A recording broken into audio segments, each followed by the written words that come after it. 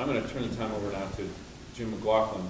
Oh, yeah, go ahead. Before you do, where would these sessions be found On the website for Citing Women's Philosophy and Theology. Okay, so the SMPT website. I'm not sure how soon after that will be done, but we're going to try to do that in fairly short order. Unfortunately, no. Fortunately, I don't know. I'm in charge of that as well, but I don't know how to do it yet. So I'll be learning how to do that this coming week. We hope to have that up within the next week or two. Okay. Yeah, that was a good question. Does anybody else have any other questions? Okay, Jim. Make sure Jim gets the mic.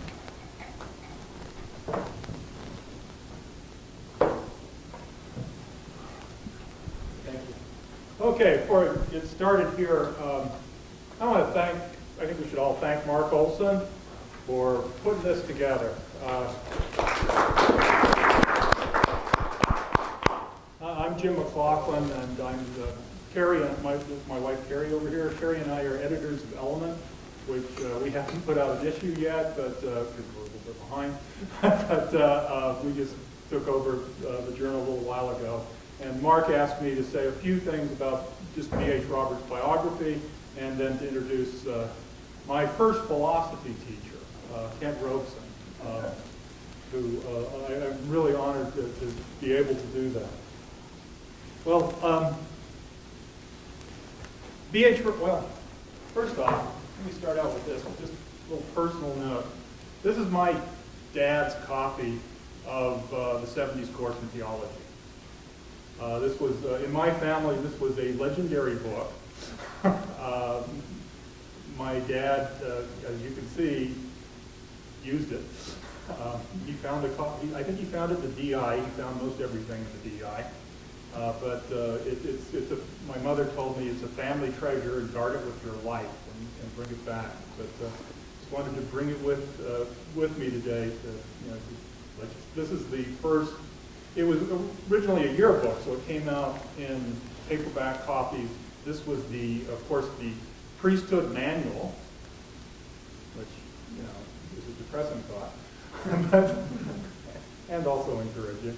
But then it was hardbound after the 5-year run of the course. Now, B.H. Roberts was born in 1857 in Lancashire, England. He once said of his childhood was a nightmare and his boyhood was a tragedy. His father left them just after they joined the church. His mother later immigrated to Salt Lake, but he and his sister did not. He was left in Lancashire, because they didn't have enough money. For her to establish things, he was left with an itinerant preacher who, like his father, was also an alcoholic. He walked across the prairie, at least from Nebraska to Salt Lake City. And the story I always heard was he wore his shoes around his neck. He walked barefoot. He wore his shoes around his neck. He was about 10. And because when he walked into the valley, he wanted his mother to see him with shoes on. He got there. He was baptized in the church at the age of 10. They lived in a little dugout. I think some of you may know these stories better than me, but up near Bountiful. She married again. This guy was also kind of an alcoholic and eventually skipped the family after a few years. He became a miner up in Park City. He got into drinking and gambling and whatnot, but also got into books. Eventually graduated first in his class from the University of Deseret, now the University of Utah,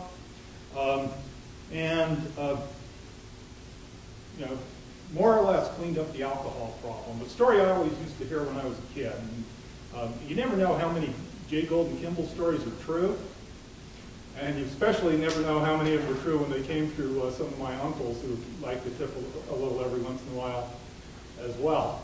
I remember my uncle saying that Roberts had this alcohol problem all through his life, all the way through being a mission president and a general authority.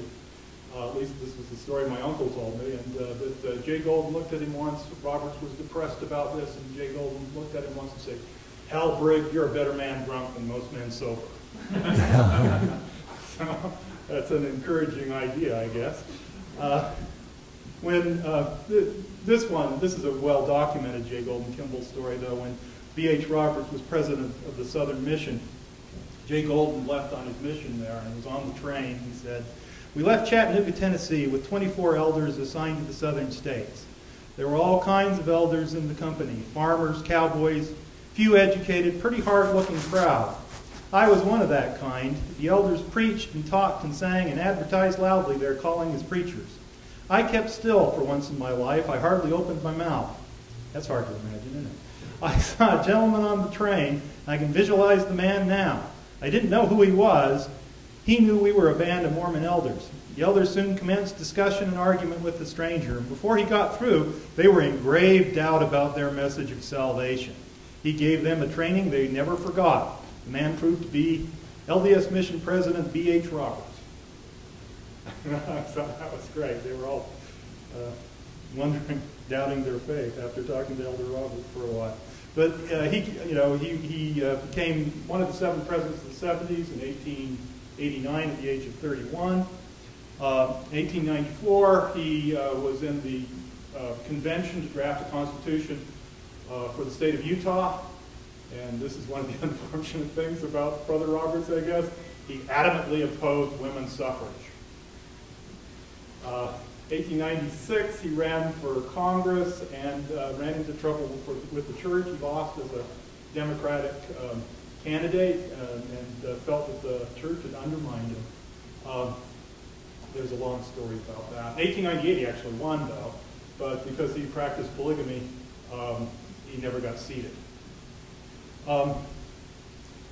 He is the author of a lot of books, including this one that I'd heard about but never had a copy of, and now thanks to Brother Pulsford here. This is his novel, Corianton, which was later made into a play and a movie, an old silent film, which I guess BYU was shown. Yeah, they showed it. Okay, so yay, get a copy. He's famous for several things: the studies in the Book of Mormon, The Truth, the Way, the Life. These are both things that were published much later in the 1980s and 1990s. For the 70s course in theology, and for, of course, the comprehensive history of the church. And I just learned a tidbit that I never knew. Maybe most of you already knew this, but when the comprehensive history of the church, not the comprehensive history, he wrote that too.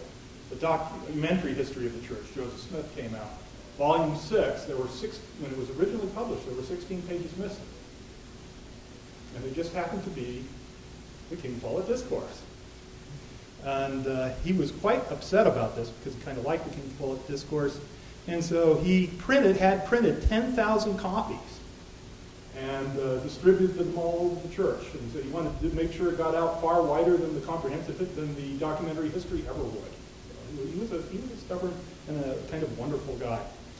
Let's see. But the book we're here to talk about is this one, the 70s Course in Theology. And one of the reasons that I thought about doing this was, well, this is actually the 100th anniversary of the last volume. And I remember being at a Sunstone once, and this fellow here, Kent Robson, once, they were talking about the truth, the way, and the life, I think. I can't remember exactly the context, but he said that people should study this book. He said it had more influence in the church than people give it credit for, because most people probably don't even remember it anymore. But you can still get it. The wonderful reprint series they have now, you can pick up a copy. In there, he talks about the woeful state of church manuals, and talks about the importance of putting scriptures in their historical setting. It's interesting because I remember Dan Peterson saying the same thing a few years ago, and being one of the folks on the committee telling him he was just showing off by wanting to put things in their historical setting. It's a great thing to get and a great thing to read. Now let me pass to my other pleasant task, and that's to introduce Kent Robson. I had my very first class in philosophy from Kent Robson. He was 10 at the time. This was in 1974, Utah State University. It was a class in ethics. And Professor Robson introduced me to Kant and to the groundwork of the metaphysics of morals, which is a very exciting book. I read I remember reading the third formulation of what's called the categorical imperative, that you should always treat humanity, whether in yourself or in another, as an end and never only as a means to an end. And I started to cry. It was a religious experience. It was so exciting the way it was presented, and I went home and I read this to my roommates, and they looked at me like I was nuts. I was a history major, but he introduced me to philosophy, and remember at the time he was going off to Germany to give a paper on Kant that was published in Kant Studien. It's not on your resume. That's right. Didn't put a lot of things on there. Yeah. But years later, when I was a grad student at the University of Toronto, I looked it up and read. It's just a real joy to be able to introduce Kent Robson here. This is PhD from Stanford University, BA from the University of Utah. Did a postdoc at the University of Warsaw in Poland in 1968 and 69. Did you get to go to Poland? Mm-hmm. Oh, wow. One of the little known facts about him, at least for me, is he speaks Russian. And he used to take groups to Russia. I say that because I'm interested in Russian philosophy, but don't speak Russian. And he was full professor at Utah State from 1969 to just a couple of years ago. And for a long time was chair of the department. Anyway, without any further ado, I'd like to introduce Kent Robson.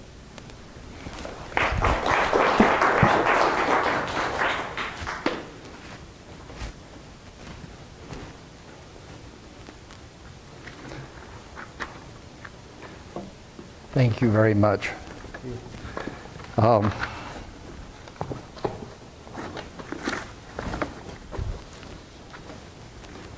It's a pleasure for me to be here today, and to have that opportunity to talk about B.H. Roberts is a special opportunity. I would say just parenthetically that I consider B.H. Roberts to be the foremost intellectual in the church. Even today, I'm not sure that there is anyone who rivaled B.H. Roberts. He was an incredible man. And what was incredible about him was that he wasn't really terribly well educated. He had some education, but he was able to take the education that he had and by reading books, by reading and reading and reading, he became aware of all kinds of people and all kinds of things all around the world, and really became incredible in terms of the publications that he put out. And we're celebrating, of course, the 70s course on theology, but it was published in 5 volumes, and they're collected together in that one volume, but there were 5 separate years. And the publication date was 1912. Now, if you think about that, it's just 2012 now, so it's a good time to be thinking about B.H. Roberts. Now, I'm not going to talk about the vast majority of B.H. Roberts' work. I'm going to talk only about his views on freedom. And the views on freedom were so essential that they were included not only in the 70s manual on theology, the 70s course on theology, I'm sorry, but they were included in the truth, the way, and the life. His last major work, summing up and putting into context the kinds of things that he had written. So now I'd just like to read some of the things that I put down about B.H. Roberts. And the first thing I'd like to do is to give you an account of his concept of human freedom that he feels that all men have and that is essential in Mormonism. It is really essential in Mormonism because there is some question as to whether or not one can make sense of freedom. I'm not going to comment on this, but whether you can make sense of freedom in other theologies, in other Christian theologies. But you can in Mormon theology, and B.H. Roberts both knew and took that idea very seriously. So when he spoke about the free agency of intelligences in the 70s course on theology, now this is in volume 2, so there are 5 different volumes in that one work, and this is volume 2 that he was working on. He affirmed explicitly his deep belief in the free agency of all persons. It is always conditioned on the rationality of persons and should be considered before any person makes any decision in regard to different motives of action. This is a quote, motives of action, interest, passions, or opinions. And I want to tell you that B.H. Roberts believed very seriously that a moral agent means a free agent. Now, a person who worries about freedom can ask themselves this question: if you're not a free agent, are you a moral agent at all? And the answer is probably not. You can't be a moral agent, and I take very seriously the idea of morality and agency, and so I believe in Roberts. But you can raise that question for other theologies that are around in Christianity, and there are many of them where you run into very serious problems, but not in Mormon theology. That's my basic claim. Roberts goes on to say that, quote, free agency is more than a mere choice between alternatives. It is this faculty of self-origination of impulse that we really mean when we talk about freedom. In other words, if we have we would have no true self, no true personality without free agency. Now, in spite of the fact that he discussed this in the 70s course on theology, he didn't discuss it enough, it seems to me. And so now I'd like to switch to his The Truth, the Way, and the Life. And it's chapter 2 of that work. A chapter that that all of you should read. That work is available also. It's been put out by 2 different publishers simultaneously, basically. It was put out in such a way that, excuse me, that everyone should, thank you very much.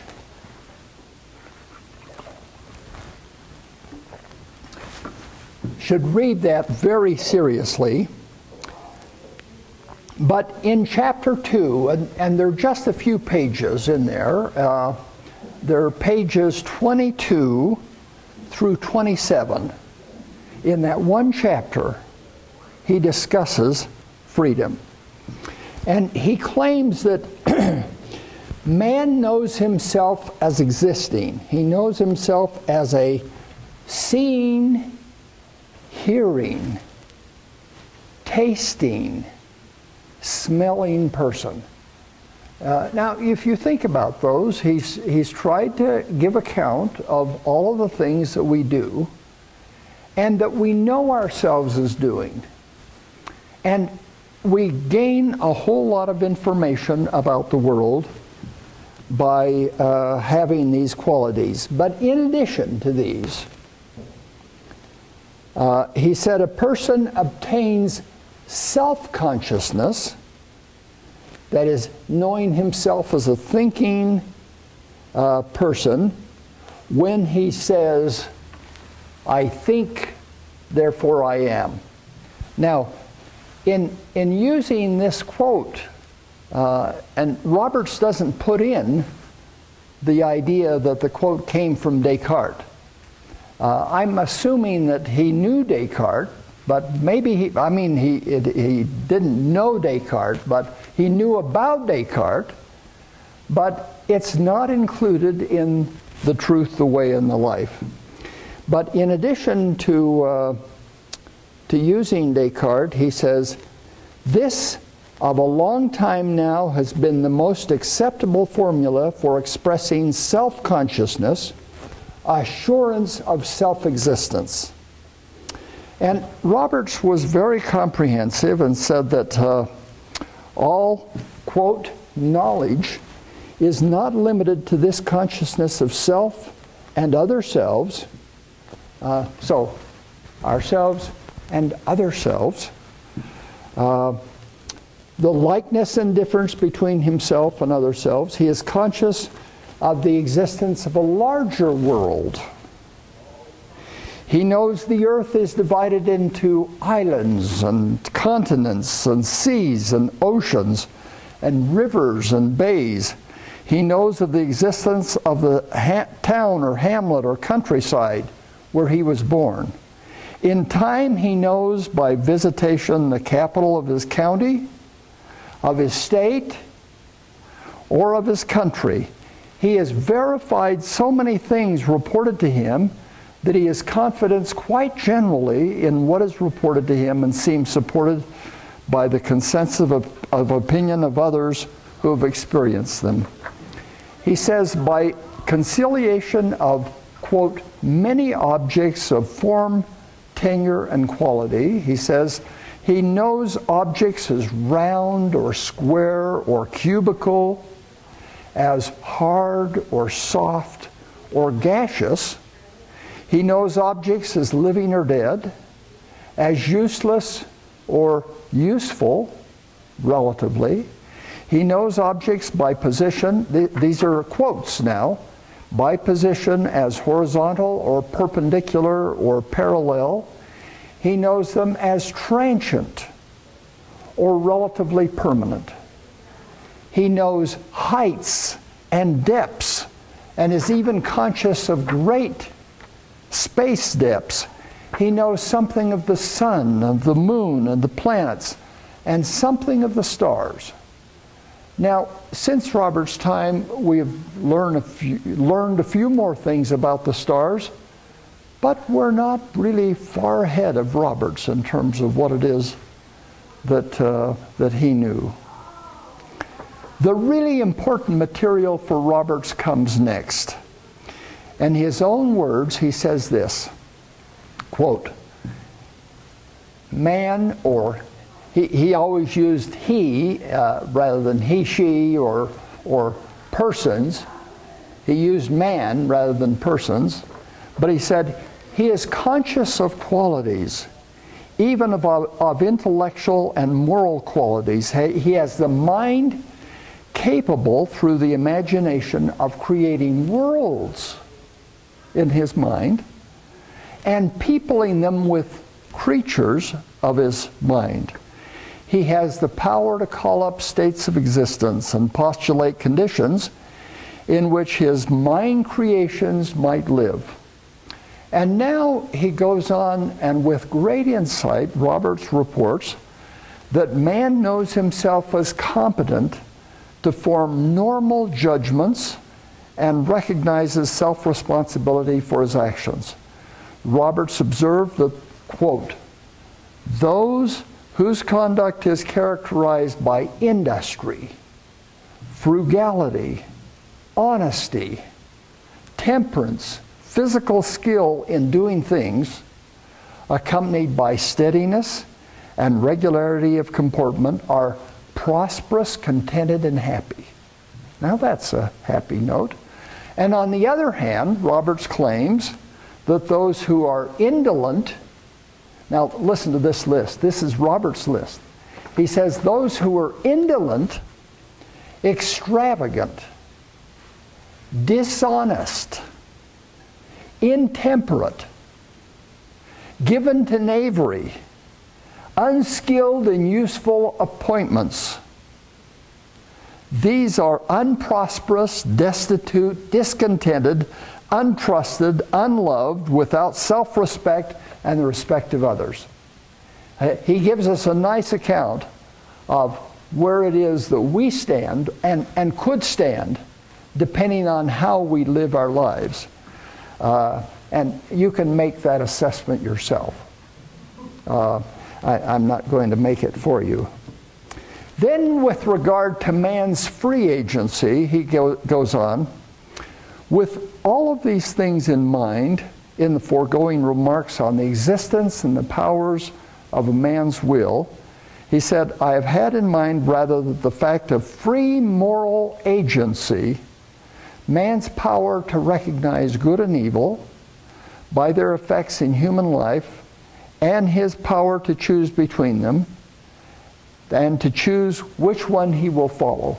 This is really essential and important. And now he comes to summarizing in The Truth, the Way, and the Life his account of the fact of agency. He says, quote, here the account of agency is shown. It resides in the resolution which is the proper act of man, which subsists in himself or herself alone. Now, you have to think about that. Every single one of us, he claims, as a mature person, has free agency. Quite aside from who our parents were, what's affected by who our parents were and how we grew up and so on, but we have free moral agency in and of ourselves. He says, it subsists by him alone, a simple fact independent of all the facts which precede or surround it. Now, this is a major claim by Roberts. And then he goes on to say that, proceeding on the assumption that when, quote, most people talk of believing in moral freedom, they mean a freedom of power which exhausts itself in acts of choice between a series of alternative courses. What am I going to do in a whole variety of situations? But he says the root of freedom lies still deeper.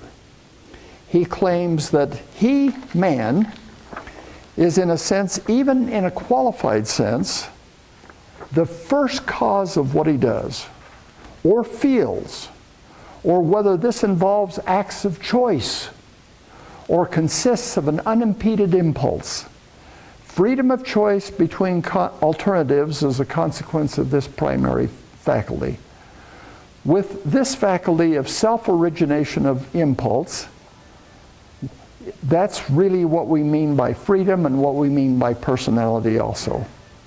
And then finally he says, quote, "If a man is not to any degree, be this ever so limited, the first cause or the originator of his own actions or impulses, he would have no true self, no true personality at all," end quote.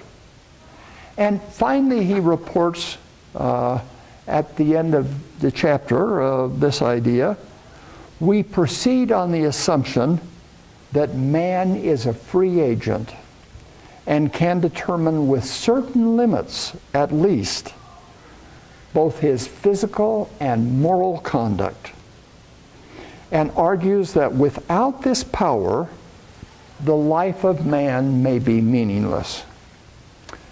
Now, I take that also myself to be very serious. And as a result, one of the things that I've done is to develop ideas about freedom more seriously, and I think it's essential that we truly understand these ideas.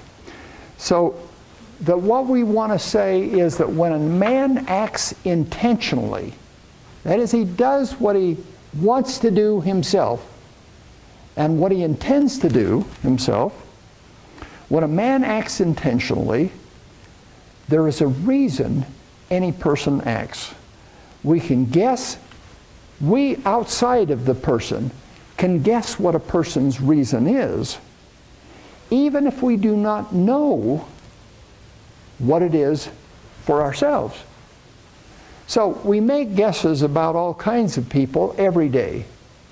I make guesses about what the cars on the freeway this morning are going to be doing, and also what I am doing on the freeway. And the simple fact of the matter is, I took a wrong turn, and as a result, I had to go to another exit, and that's why I was late getting here. I'm sorry to say, but anyway, we have to convince ourselves that we have this freedom, even if we don't know for sure what all of the details of it are. So we have the freedom to act, even though we can project ideas only so far into the future. We're strongly convinced of this, and we're right in thinking of this. I take very seriously the notion that we are really free.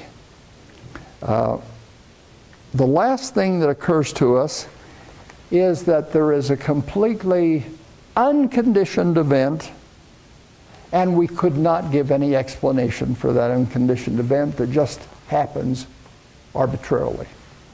Now, you can apply that broadly, and I apply it fairly broadly, but we might even say that with regard to divinity. The last thing to occur to us is that something is occurring for no reason whatsoever. Trying to imagine that there is an unconditioned action that is occurring for no reason whatsoever is the very last thing that occurs to any of us. Because human behavior is predictable, we drive our cars through intersections assuming that others will stop at the lights and that stop signs in their paths. We try to watch for others and their cars, but when a car stops and will not go, we assume that it's because some breakdown that the person has in that car. After all, machines can break down, but people are more predictable. Generally, we assume that what people are going to do, and when we see them outside of their cars based on gender or age or physical difficulty, we can assume many things about a person that we see, what their needs may be, and so on. We do this because of our belief in causes and effects. So freedom has to do with what are the causes, what are the effects. The events that happen occur because of antecedent conditions and the applicable laws, which together enable us to predict or deduce what will happen next. We don't need exact statements for ethics. But we acknowledge that we could get some things wrong, but in general we assume that causes and effects are important and predictable, and that every events have a cause. Now, causes and effects depend on what has previously happened, that is, what has gone on before. There are regular connections between what has happened and what will happen next, and the future.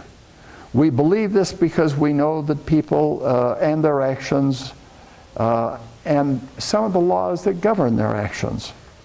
Now, laws are of two different kinds.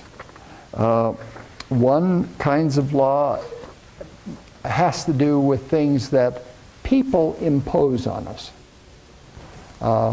So it's perfectly legal, given that I'm a citizen of the United States and the state of Utah, for me to go to vote in the election. It could be otherwise, right? We refer to laws as being otherwise in some circumstances. Laws can be natural laws.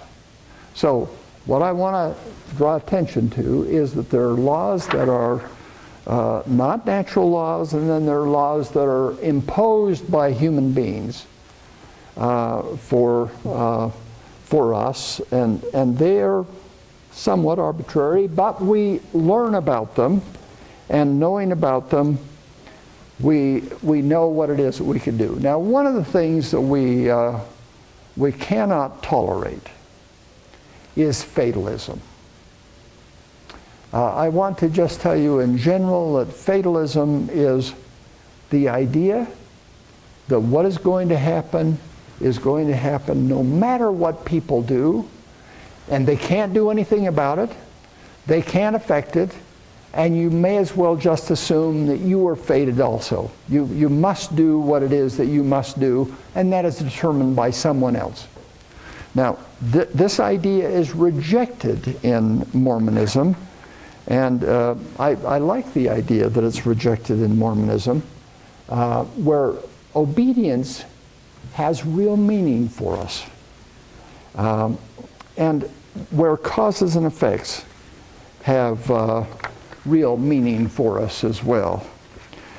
Now, let me just say that what we do in general is voluntary, and this has been confirmed by lots of people.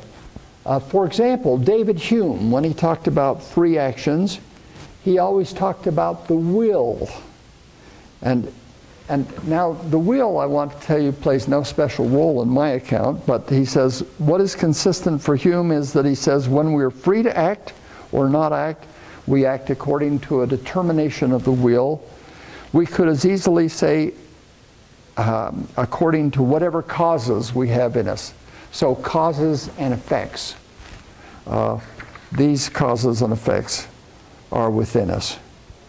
Now, you can go on and you can say that this happens for Aristotle in very similar ways. But the idea is, when we're free, we act upon the causes that are bearing on us, and that the processing of those causes has to do with being mature, and that's a relative term, and grown up so that we can assess what it is that we can do.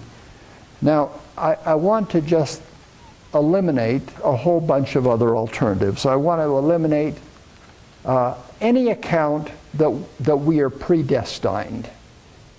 This is an account also that we are fated.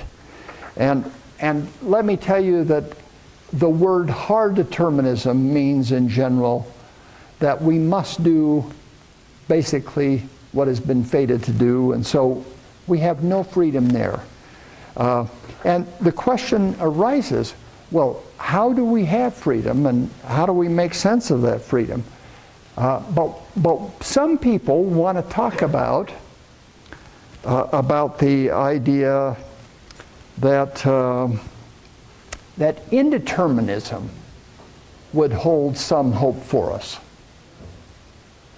That you can do what you want to do because there is no relationship between what it is you do in the past and what you can do in the future. And this idea is bizarre. This idea is not only bizarre, it makes no sense of freedom. If I say to you, I can jump this high, however high I can jump, I can do that only if it makes sense that I make the choice and the effect that I can achieve is an effect that is important. Now, how are we going to make sense of freedom? Well, I want to get away from hard determinism. That's ruled out. But I want to argue for a soft determinism. A determinism that arises from the fact that we are children of our parents, that we have grown up in a whole variety of circumstances, but as we mature and develop, we can have the ability to have a whole lot of qualities that are really very essential. And I want to tell you that we could discuss this in great detail, but in general, I want to say that what we as human beings ought to do is to allow how much freedom we have among the things that we can cause to have happen. And now I'd like to suggest to you that how much we know may be important to how much freedom we have. How much time we have to process the information that comes into us may be important. The experience that we have may be important. All of these things, and there are others, we could account for in terms of the freedom that we have. But without any question, I want to say that Roberts was right when he talked about freedom. Now, he ruled out determinism with regard to freedom, but I want to tell you that he didn't make any distinctions between. And if you take the account that I'm giving of soft determinism, that's simply the account that we can use cause and effects on us. There are times in our lives when we're tiny, growing up, that we don't have much freedom. There are times now in your lives when you have a lot of freedom. And what you do is really up to you. And being able to do that and have the consequences come to you is really important. I take seriously the view, as Roberts does, that freedom is terribly important and it's terribly essential in Mormon theology. And I believe that and I take it seriously. Now, if you have any questions you'd like to ask me, we have just a few minutes, so. Actually, we've got until, technically until 11:15, and I'll let this session go a little bit longer. So we might have up to 35 minutes for questions. Okay. Why don't we do things this way? We need to make sure whoever asks a question asks it into the microphone, as I said. at the beginning, I know we don't need a PA system in here, but since this is being recorded for the internet, you need to make sure that you actually hold the microphone when you ask the question. I'll let you field your own questions, and I'll have my assistant here, Adam, bring the little microphone around. We'll pretend it's past Sunday, right? So, do you mind if I go ahead and ask the first question? Please do. Okay. Please. There's I was interested in, and if you'd like, the rest of Kent's paper is up on the SMPT website. You can read the whole thing there. Contemporary, particularly Anglo-American philosophers, make a distinction between what I think you're calling soft determinism. It's also often called compatibilism. If you draw that distinction, you're I think making Roberts look like a compatibilist in some sense. Yeah, and a soft determinist. And a soft determinist. Yeah. That view would hold that we are free because we are the cause of what happens because of our beliefs and our desires. There are beliefs and our desires, but it may be the case that there are causal antecedents that precede our having those beliefs and desires, and because of those causal antecedents, some people hold if there are any causal antecedents in that stream, that is to say, you've given a nice account of the way cause works. If there are any causal antecedents in that stream that determine what my beliefs and desires will be, I'm still not really free. And these people are libertarians, now, right? Here you're jumping to really free. Yes, that's right. And this allows that we're either free or not free, rather than there is a range of options among our development, among our age, all of our lives. And that idea I reject. That is, we have freedom within that range. And Roberts acknowledged that as well. Let me ask a follow-up question then.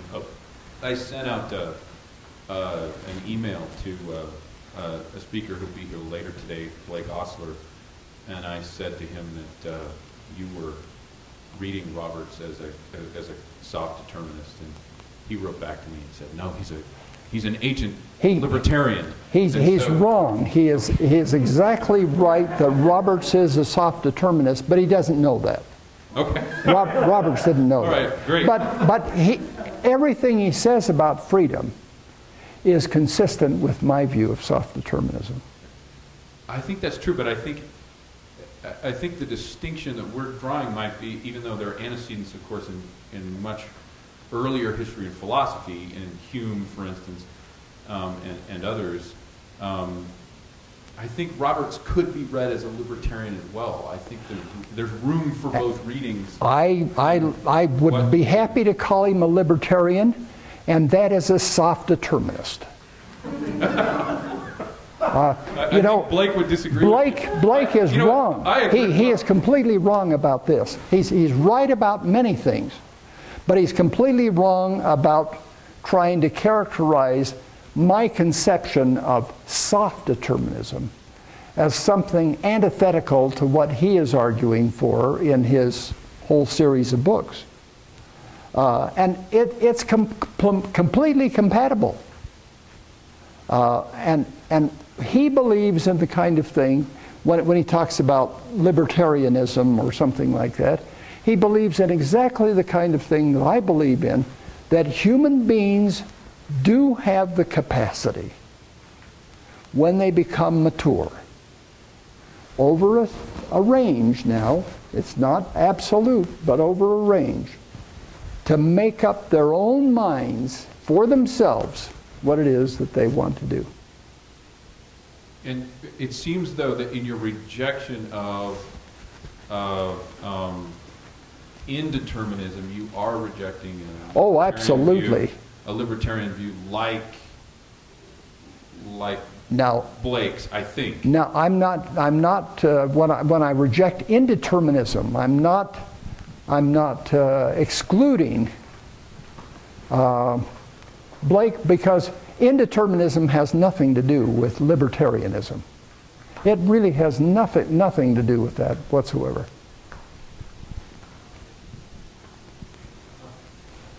I think it helps to put this up. I think it helps to put things sort of in perhaps in a historical context here for Roberts. I'm not sure, as you said, that he never used these terms, libertarian or soft determinism. He did use determinism, but I didn't include that in the quotes. Yeah, he uses determinism. And he doesn't like that. Yeah, he uses determinism in the sense that Spinoza would use determinism. Exactly, and that's basically hard determinism. Yeah, that's hard determinism. And, he rejects predestinationism and fatalism. Some of his contemporaries, philosophers, George Holmes Howison at the University of California, Berkeley, wrote an essay on freedom and determinism. William H. Chamberlain was one of his students. It's an interesting position. These were personal idealists. I don't know, Roberts talks about John Fiske all the time at Harvard, who I'm not sure where he fit on this, but the idea was that was closer to sort of indeterminacy is rejected because indeterminacy isn't freedom because it's like rolling dice. The dice isn't free when you're That's rolling. right. And so there's no freedom. Yeah, so there's no freedom. But a kind of compatibilism, the way usually thought of, that wasn't quite what they were aiming at either, because there was a sense in which, and you see this in France with somebody like Henri Bergson, or in America with a pragmatist like William James, that time itself was, they play with the idea of creativity, that what you're creating is new meanings, but these meanings cannot be reduced to the causes to the past. There is something new, something undetermined that happens. In German idealism, in aesthetic language, like the analogy would be to someone creating a painting, and the product is more than the intention of the artist or the materials. And so there is a sense there, and this is that it's not quite, I don't think quite fits compatibilism or indeterminism. There's a sense in which maybe that's not quite the right language to use here. It doesn't fit indeterminism. No, it doesn't fit, but because there's a kind It of fits. element of indeterminacy there that cannot be what Schelling called an irreducible remainder. Well, there are always causes and effects in everything. And this is probably the best idea to talk about what affects us. And when you're making a painting, you intend to make it look beautiful, and you intend to have a certain structure and certain colors and so on. But you may be even surprised yourself by what it is that you have created, but you did the creating. And that had to do with causes and effects. The argument here is that it's actually the interaction between the artist and the medium that is what the creation is. It's more than what the author intended. Okay. Now, one of the things that I do in my complete paper is I argue vociferously, and a lot of people have argued against this idea, but they've been wrong. They've argued that we either have freedom or we have no freedom whatsoever. That's never the case. I would argue that how much freedom we have is based upon all of our circumstances, where it is, who we are, what abilities we have, what it is that we create. And there is a range of freedoms that we have, and all of this is compatible with my view of soft determinism It's compatible with libertarianism. It's compatible with a whole variety of other ideas, and Blake Ostler is wrong when he dismisses my idea. You know, he didn't understand it completely. He had not read this paper when he wrote his work. And you know, I'm quoted in the first volume of his textbook, and he was simply mistaken on that idea. And I wish he were here. So, but the idea is that we have a wide range of things that we can do, wide range, and we can work using causes and effects within that range to do certain things, given the abilities we have, and they're enhanced by our education. They're enhanced by our experience. They're enhanced by ideas about time that we have to work on certain things. But in any case, it really is true, it seems to me, that in general, I think people have written wildly bizarre and silly things about freedom. And I believe that the accounts that I have given are compatible with all people who take freedom seriously, working with causes and effects. And on the other hand, if they don't take it seriously, they throw out any options that we have. So, predestination in Christianity throws out any freedom. Fatalism throws out any freedom. Hard determinism throws out any freedom. Indeterminism throws out any freedom. Because now we can't determine what it is we do. We just do things indeterminately based upon what happens to us. Not doing what it is that we cause to happen over a range of ideas, but simply they just happen. Anyone else, please?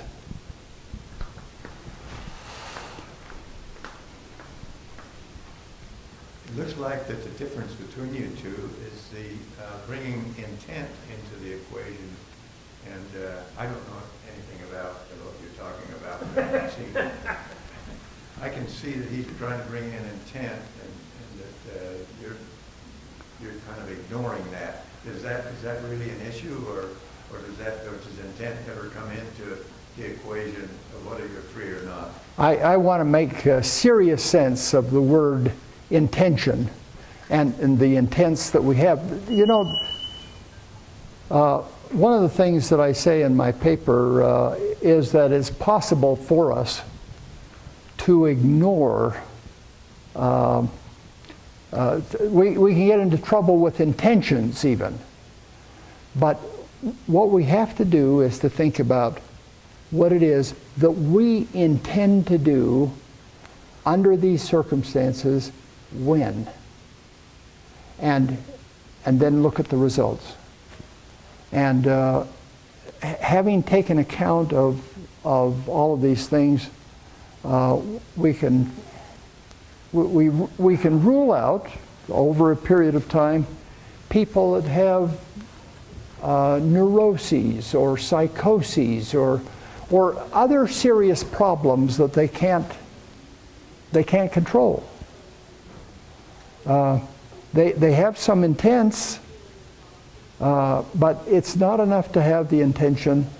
We need to think about what the causes are, what it is that we intend to achieve, and over a period of time, see whether or not we are a mature person who can really develop and do the things that we intend to do. And I take that very seriously in my account.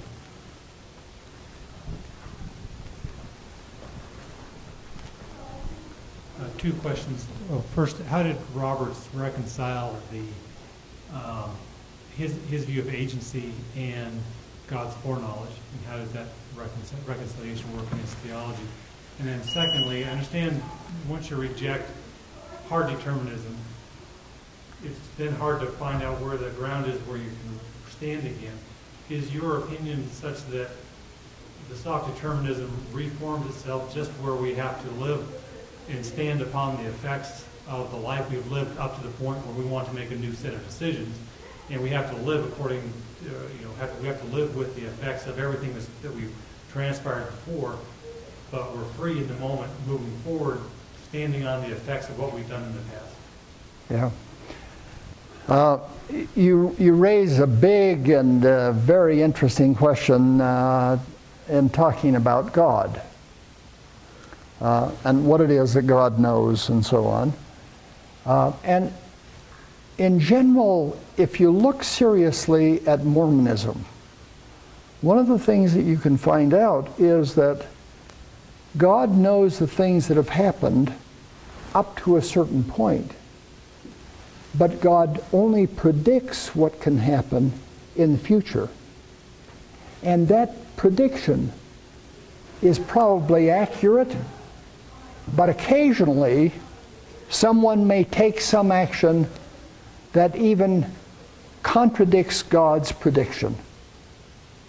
And I want to assume that, that God is not... when you say that Roberts claims that God has complete foreknowledge, this doesn't mean that God knows everything that's going to happen for us in the future.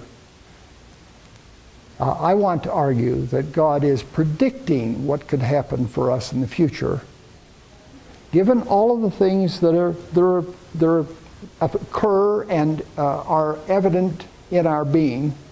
But we are the ones that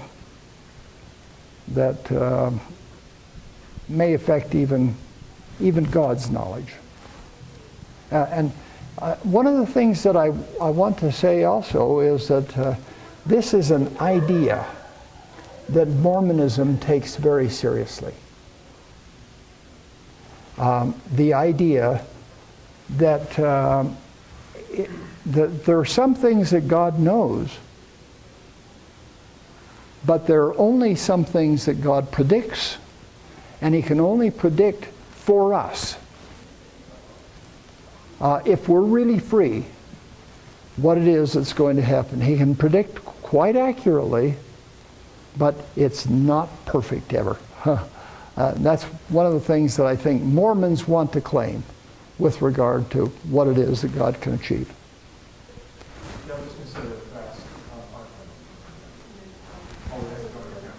Yeah, just, does it work? Okay.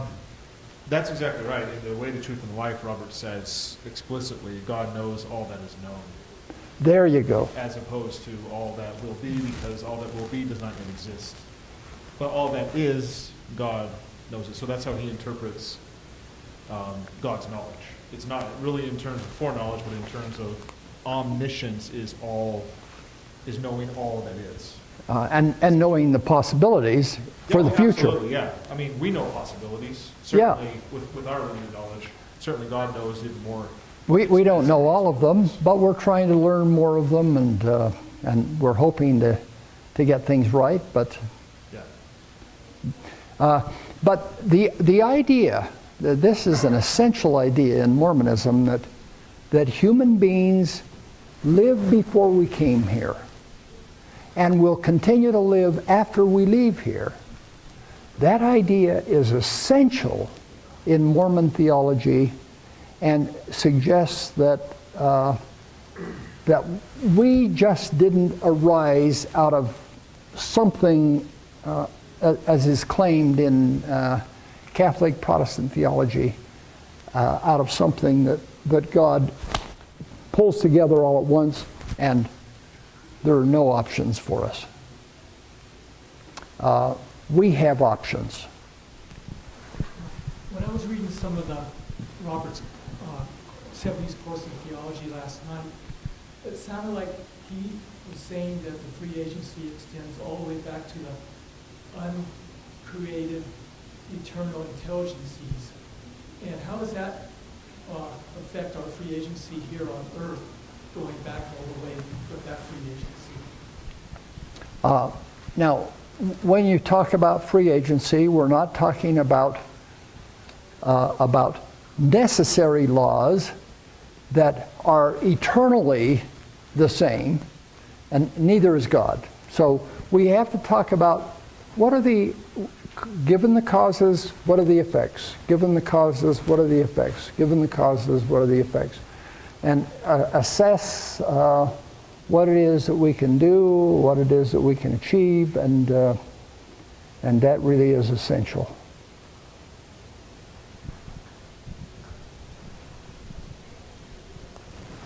Is there a consensus that what you just said, Roberts is teaching us about God knowing things up to a point, predicts in the future? Is that the consensus within the leadership of the church today? It seems to me like in Brigham Young's day and in other times, this was taught fairly clearly, and then along comes Brother McConkie, who says, if God doesn't know everything exactly the way it is, then he can no longer be God. So where do we stand today?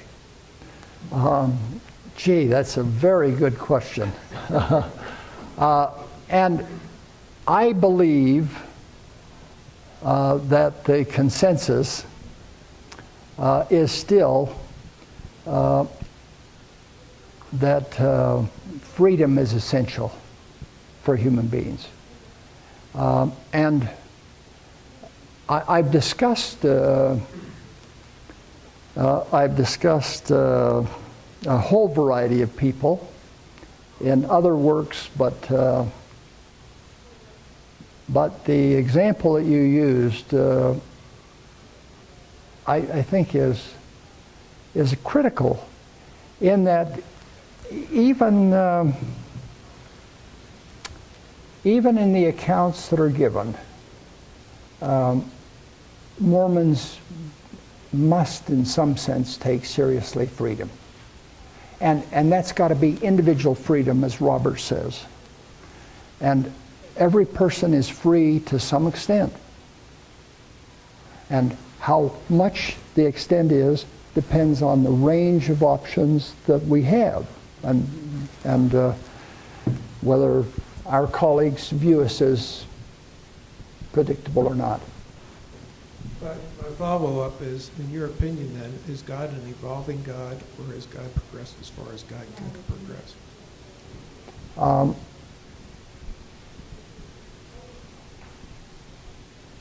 I guess I want to say that God is a changing God. That is, God is aware of the things that human beings do, and human beings are independent of God. And sometimes there are surprises for even a divine being. And you have to take account of those surprises.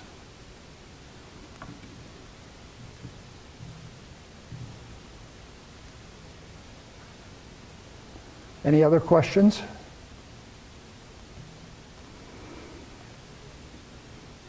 We've exhausted the topic. There you see. I doubt we've exhausted the topic, but you've raised issues that will be certainly addressed in later sessions. In fact, our next session is to deal with the concept of divinity and Roberts and Jim Faulkner. After lunch, we'll be dealing with the question about intelligences. So, I guess we've laid the groundwork for what is to come. And thank you, Dr. Robson, for doing that. Oh, thank you.